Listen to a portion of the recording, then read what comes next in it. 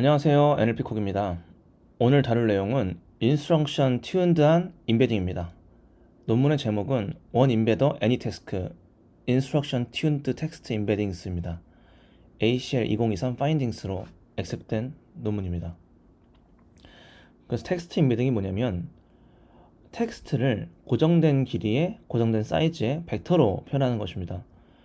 표현한 다음에 다음과 같은 Semantic Textual Similarity라든가 인포메이션 리트리벌이라든가 하는 태스크에 이 임베딩을 활용해 가지고 적용하게 되는 것이죠. 근데 현존하는 임베딩은 몇 가지 챌린지가 있습니다. 그건 뭐냐면 새로운 태스크나 도메인에 대해서 성능이 하락하게 되는 것인데요. 예를 들면 슈퍼바이스드 방식으로 학습된 DPR이라든가 CSE 같은 경우는 도메인이라든가 아니면은 태스크에 따라서 퍼포먼스의 차이가 심해지게 됩니다. 그래서 이걸 해결하는 방법, 보통 다른 도메인에 적용하거나 언신 태스크에 적용하는 방법은 태스크 스페시픽한 데이터 셋을 통해서 이 기존의 것들을 파인 튜닝 하는 것인데요. 이 과정에서 익스텐시브한 어노테이티드 데이터가 필요하게 됩니다. 그래서 오늘 제안하는 방법론인 인스트럭터 같은 경우는요, 인스트럭션 베이스드 리프레젠테이션을 만드는 방법입니다. 그래서 태스크나 도메인 어웨어한 임베딩을 기존에 많이 사용하던 파인 튜닝 없이 생성할 수 있는 것이 장점이고요. 그래가지고 데이터셋 어노테이션이 필요 없다는 거. 두 번째로는 다양한 도메인이나 태스크에 파인 튜닝이나 학습 없이 시뮬리스하게 적용된다는 점, 이렇게 장점이 있습니다. 그래서 이 인스트럭터라는 것이 어떻게 동작하게 되냐면 인풋을 임베딩 하게 되는데 각각의 태스크나 도메인에 맞는 인스트럭션을 함께 넣어주게 됩니다. 그래서 호스팅 더 송 러브 스토리를 임베딩화를 할 때 앞에 이런 인스트럭션을 다르게 주게 되고요. 태스크에 따라서요. 그 다음에 같은 인풋에 대해서 다른 벡터를 만들게 되고 이를 각각 뭐 클래시파이어라든가 IR이라든가 이거 같은 경우는 이건 뭐죠? 같이 읽어볼까요? 네, Duplicate Question Detection이라고 합니다. 이런 태스크에 적용을 하게 되는 것이죠.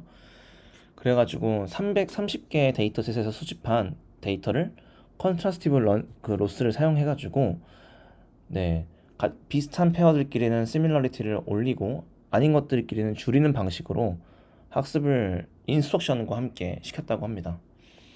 그래서 이거를 트레이닝할 때 데이터셋을 직접 MEDI라고 해서 구성하게 되는데 여기 330개의 뭔가 어노테이트된 텍스트 임베딩 데이터셋이고요. 그래가지고 인스트럭션 베이스드 파인 튜닝을 통해서 시멘틱 릴레이션십을 맥시마이징 하는데 포커스를 했다. 그리고 퍼포먼스를 이런 다양한 도메인에 대해서 그리고 다양한 태스크에 대해서 적용하게 됐을 때 현존하는 모델에 비해서 평균적으로 3.4% 아웃퍼폼했다고 합니다. 그리고 이 뒤에 분석은 인스트럭션 파인 튜닝이 중요성에 대해서 이제 알아보게 되는데요. 그 뒤에서 자세하게 알아보도록 하겠습니다. 그래서 이 코어 아이디어는 인스트럭터라는 이 제한된 메서드가 인풋을 인코디드 하는데 그 과정에서 텍스트 인스트럭션과 함께 인코딩을 하게 되고 이것이 태스크 스페시픽한 레프레젠테이션을 같은 인풋 X에 대해서도 만들 수 있다. 그리고 키 피처는 에디셔널 트레이닝이 필요가 없다. 그리고 멀티플 태스크를 하나의 랭귀지 모델로 다룰 수 있다. 이런 게 되겠습니다. 그래서 본격적으로 이 인스트럭터를 어떻게 만드는지에 대해서 알아볼 건데요. 싱글 인코더 아키텍처인 GTR 모델을 인코더를 사용했다고 합니다. 그래서 인풋 텍스트 X와 인스트럭션 IX를 함께 컨캣한 다음에 인코더를 통과시킨 다음에 민플링을 적용시켜 가지고 마지막에 히든 레프레젠테이션을 통해서 이 임베딩을 만들게 됩니다. 그래가지고 이 트레이닝 오브젝트에 대해서 한번 설명을 해볼 건데요. 텍스트 투 텍스트 프로블럼에서 굿, 배드 아웃풋을 구분하는 방식으로 학습이 되게 됩니다. 예를 들면 뭐 이 태스크가 굉장히 다양하게 되는데 어쨌든 학습하는 방법이 뭐냐면 인스트럭션과 같이 인풋 넣어준 거, 인스트럭션과 같이 또 인풋 넣어준 거, 아웃풋이 임베딩이겠죠. 라스트 레프레젠테이션. 그리고 코사인 시뮬러리티를 구한 다음에 다음과 같은 컨트라스티브 러닝하는, 그죠? 그 로스 텀이죠. 그래서 얘를 통해서 인배치 샘플 로스를 통해서 비슷한 포지티브 페어들끼리는 시뮬러리티를 높이고 네거티브 원끼리는 줄이는 방식입니다. 여기 바이 디렉셔널이라고 하는 거는 이 두 개가 이제 바뀔 수도 있다, 뭐 이런 얘기죠. 네. 그리고 이 메디 멀티태스크 인베딩 데이터 with instruction이라는 데이터를 모으게 되는데, 현존하는 이제 데이터 셋들은 인스트럭션들이 부족하잖아요. 없잖아요. 어떻게 보면 없잖아요. 그래서 그 태스크 카테고리 도메인을 다양하게 한 330개의 데이터 셋에서 인스트럭션과 함께 이 메디라는 데이터 셋을 만들었다고 합니다.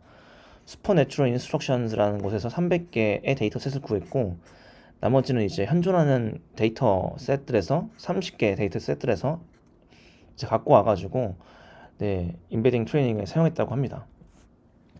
그렇고 그 센텐스 T5 인베딩을 통해서 이 코사인 시밀러리티를 구하고, 그래가지고 포지티브와 네거티브 페어를 고르게 됩니다. 이 학습하는 방식에서 말이죠. 그래서 코사인 시밀러리티를 구하고, 포지티브는 이런 방식으로 제일 높은 거, 그리고 네거티브는 이런 방식으로 했을 때 제일 낮은 게 네거티브다 이렇게 구했고, 나머지는 하드 네거티브가 된다 이렇게 설명을 하고 있습니다. 그래서 이게 뭐 그죠? 어떻게 보면 사람이 일일이 이게 어노테이팅이 안 되어 있기 때문에 이렇게 센텐스 T5 인베딩을 통해서 포지티브와 네거티브를 골라준 모습입니다. 그리고 인스트럭션 같은 경우는 이 텍스트 타입, 그러니까 데이터 타입이 뭔지, 그리고 목적이 뭔지, 도메인이 뭔지를 다 넣어가지고 인스트럭션 템플릿을 만들어줬다고 합니다. 그래가지고 일일이 사람이 그 프롬프트를 만들었다고 해요. 그래서 예를 들면 이 오픈 도메인 퀘스천 앤서링에 대해서는 다음과 같이 만들게 되는 겁니다. Represent the Wikipedia question for retrieving supporting documents, 이런 식으로요.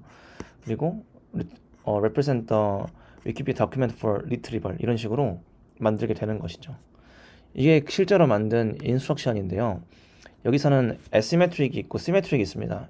무슨 말이냐면 더큐먼트와 쿼리를 각각 처리해야 되는 거는 애시메트릭이라고 한 거고, 그러니까 두 개가 다르게 인스트럭션이 들어가야 되는 게 애시메트릭이고, 시메트릭은 두 개의 인스트럭션이 같아도 되는 것입니다. 예를 들면은 뭐 클래시피케이션 혹은 STS 같은 경우는 유사도를 구하거나 클래시피케이션 할 때는 굳이 두 개의 인스트럭션이 다를 필요가 없겠죠. 그래서 그런 식으로 이 두 가지 다른 형식의 데이터 셋들을 이제 모았다 그 인스트럭션을 구성해서, 이런 얘기입니다.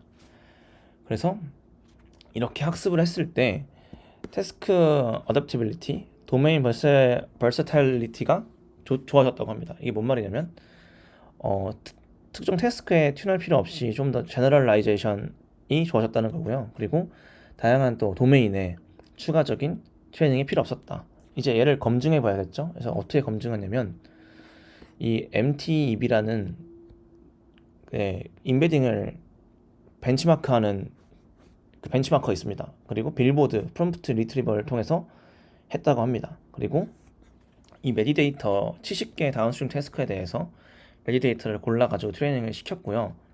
결과를 이제 봐야겠죠. 그래서 각각 이 데이터 셋들에 대해서 어떤 특징이 있는지를 알려주는 것입니다. 이 특히 MTEB 같은 경우는 56개의 데이터셋에서 7가지 카테고리의 태스크를 검증하게 돼가지고 인베딩을 테스트할 때 가장 많이 사용하는 것입니다.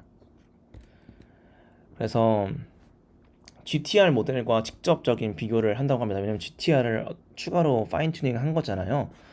그랬더니 오늘 제안하는 인스트럭터가 다른 모든 모델에 비해서 아웃퍼폼 했다. 그리고 GTR 라지를 18.3% 가까이 퍼포먼스를 올렸다고 합니다. 그리고 특히나 텍스트 이밸류에이션, 클래시피케이션, 클러스터링 태스크에 대해서 큰 향상을 보였다고 해요.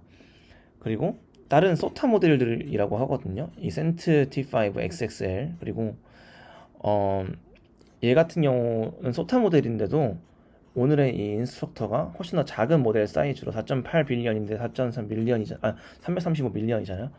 훨씬 작은 걸로 이겼고, 그리고 똑같이 GTR로 그죠? 한 것과 비교했을 때도 성능이 이렇게 올랐다. 얘도 GTR 베이스로 학습을 한 거니까요. 여기 릴레이티브 게인이 있네요. 네, 그렇습니다. 다른 모든 베이스라인보다도 성능이 좋았다. 이렇게 했을 때. 그리고 리트리벌 베이스드 모델이 있고 시밀러리티 베이스드 모델이 있습니다.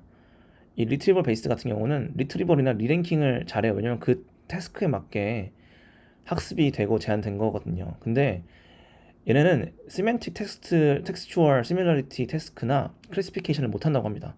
반대로 STS나 시밀러리티 베이스드 태스크에 알맞게 잘하는 모델들은 리트리벌 태스크를 못한다고 해요. 그러니까 서로 여기서 보여주고 있는 거죠.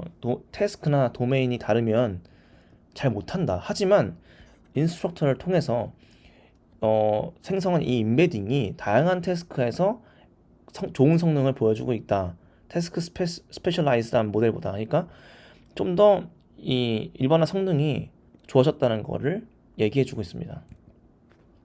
이제 분석을 볼 텐데요. 첫 번째로 얘가 본 거는 이 다양한 트레이닝을 가능하게 한다. 인스트럭션이라는 게 이렇게 이야기를 하고 있습니다. 이 메디 데이터 셋을 아까 말씀드렸듯이 텍스처럴 시밀러리티 같은 거는 시메트릭이고 어시메트릭 태스크는 리트리버 같은 건데요.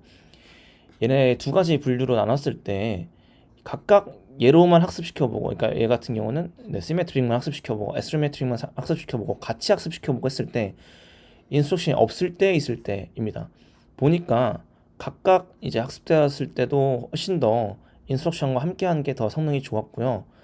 게다가 얘를 두 개 섞었을 때 인스트럭션이 있어줘야 비로소 성능이 올라갔고, 두 개를 믹스드 했을 때는 성능이 향상되지 못하였습니다. 그래서 인스트럭션이 다양한 트레이닝을 같이 할 수 있게 한다. 그리고 같이 했을 때 성능이 더 좋게 한다. 그리고 혹은 하나만 하더라도 인스트럭션이 있는 게 더 강력한 성능을 보인다. 이 인스트럭션의 중요성에 대해서 지금 보여주고 있는 것입니다. 두 번째로는 로버스트에 대해서 보여주고 있습니다. 이게 그 데이터셋 그 슈퍼 NI가 있는 거 없는 것인데요. 이 슈퍼 NI 같은 경우는 거의 300개 넘는 다양한 데이터셋에서 인스트럭션을 제공해 주는 거잖아요. 그래서 다양한 데이터셋을 같이 학습시켜 주는 게 로버스트가 증가한다 이런 얘기입니다. 그래서 물론 그렇게 하더라도 베스트 퍼포먼스는 좋을 때도 있었다고 해요. 근데 패러프레이즈한 인스트럭션에 보통 약하거든요, 모델들이.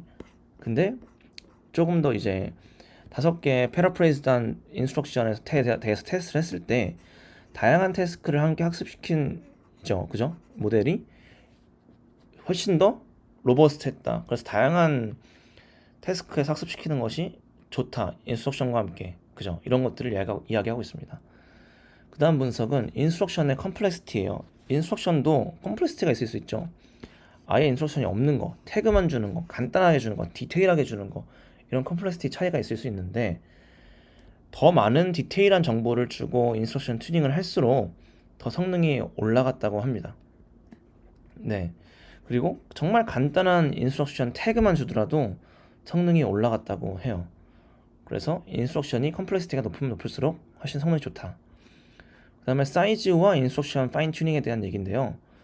이 GTR이고요. GTR 파인 튜닝한 인스트럭터죠. 근데 여기서 그 스코어의 차이를 보여주고 있습니다. 그래서 큰 모델일수록 그 차이가 점점 벌어지고 있기 때문에 그 모든 사이즈에서 다 잘 되지만 특히 큰 사이즈에서 더 좋은 성능을 보인다.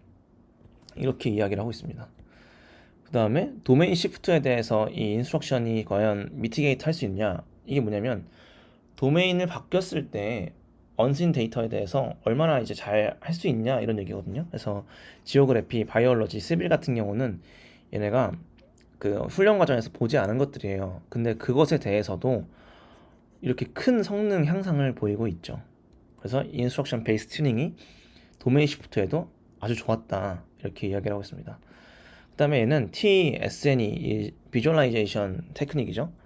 얘에서 실제로 얼마나 임베딩이 개선이 되었나 비주얼라이제이션 했을 때 이야기입니다. Without Instruction 같은 경우는 다른 센티멘털끼리 가까웠는데 그것은 좋지 않은 거잖아요. 다른 센티멘털끼리 멀어져야 되고 비슷한 것끼리 가까워져야 되잖아요. 근데 인스트럭션과 함께라면 임베딩이 클러스터가 더 잘 되었다 이렇게 이야기를 하고 있습니다. 그러니까 성능만 좋아진 게 아니라 실제 임베딩 스페이스가 좀 더 잘 구분이 되었다 이런 이야기죠. 그래서 비슷한 웍으로는 텍스트 임베딩 웍들이 있는데요. 임베딩은 정말 이 NLP나 비전이나 굉장히 많이 쓰이는 방식이에요. 그래서 뭐 다양한 이제 임베딩을 만드는 방법들이 있다. 근데 얘네들은 다양성이 뭔가 부족하다. 스페셜라이즈 된 모델은요. 그리고 제로샷 트랜스퍼 그 약간 도메인 시프트랑 비슷한 개념이죠. 제로샷으로 트랜스퍼 했을 때 캐퍼빌리티가 굉장히 안 좋다. 근데 여기서 MTB라는 데이터셋이 벤치마크가 제한이 됐는데 얘는 종합적인 벤치마크이기 때문에 다양한 모델 퍼포먼스, 다양한 태스크에 대해서 네, 꾸준히 모델 퍼포먼스가 좋으면 더 좋은 거잖아요. 그래서 더 제너럴라이제이션이 다양한 태스크에 대해서 좋은 모델의 필요성을 강조하고 있습니다. 그리고 인스트럭션 파인 튜닝에 대한 웍들이 있습니다.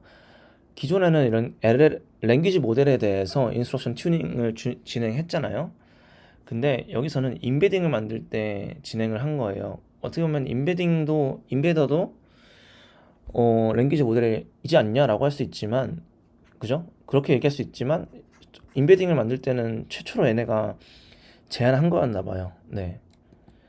그래서 네, asymetric 데이터 아까 말씀드렸죠. 리트리버 같은 경우 거고, 얘는 similarity 구하는 태스크 같은 경우. 그래서 그런 밸런스 그 트레이닝 어프로치를 결합했고 그런 인스트럭션 튜닝을 활용한 것이 더 다양한 태스크에서 효과적이었다.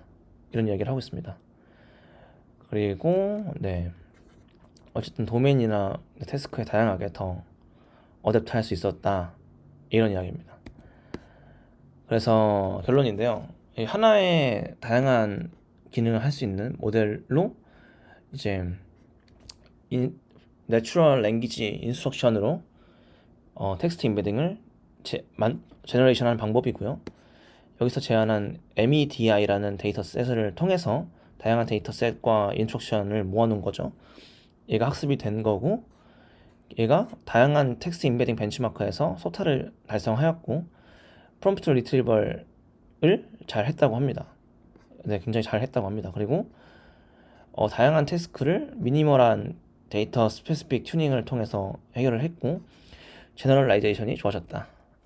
네, 그래서 오늘 이렇게 논문 알아봤습니다. 랭귀지 모델을 휴먼 얼라인 할 때뿐만 아니라 다양한 태스크를 시킬 때, 원래 물론 랭귀지 모델도 다양한 태스크를 시키기 위해서 인스트럭션 튜닝이 도입이 된 것도 있죠. 말을 잘 알아듣기 위해서요. 근데 마찬가지로 이 인코더만 있는 이 모델도 그렇게 똑같이 인스트럭션 튜닝을 했을 때 다양하게 임베딩을 생성할 수 있었다고 합니다.